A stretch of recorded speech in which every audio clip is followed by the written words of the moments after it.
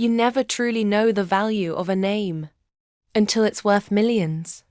My name is Eleanor Prescott, 72 years old, and proud of the legacy my grandparents built with their bare hands. My son Daniel, he saw our family name as a curse. One afternoon, we attended a small gathering with his friends. They joked about heritage and pride. Daniel rolled his eyes and smirked. I've always hated our family name. I'm too ashamed to be associated with it. His friends laughed. He laughed louder. Me?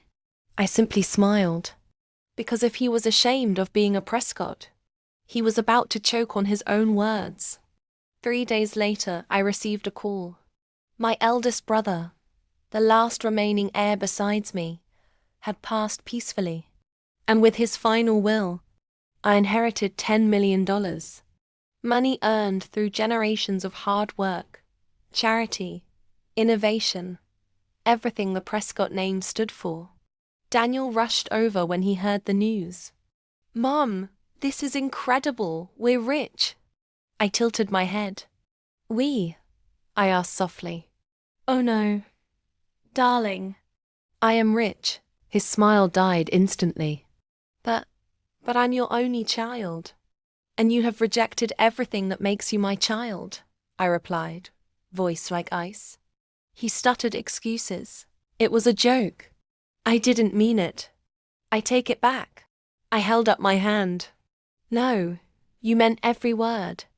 And I respect that. Here comes the plot twist. I gathered a group of promising young scholars from foster homes. Brilliant kids with big dreams and no support. I invited them into my living room. This, I announced, is my new family. I placed legal documents on the table. Each one would receive full college tuition, housing, and a yearly stipend. On one condition, they proudly carry the Prescott name forward. They agreed, with tears in their eyes. Daniel watched, shaking with disbelief and fear. Mom, you can't replace me. I stared straight into his entitled little soul. A name is only as good as the person who carries it. You threw yours away. I changed my will. Every cent, every asset, every piece of our legacy went to children who understood its worth. Daniel was left with nothing but his shame. As he stormed out, I called after him. Don't worry. I'll tell the world you wanted no part of the Prescott name. I'd hate for you to feel embarrassed. His friends no longer laughed. But the world, it cheered.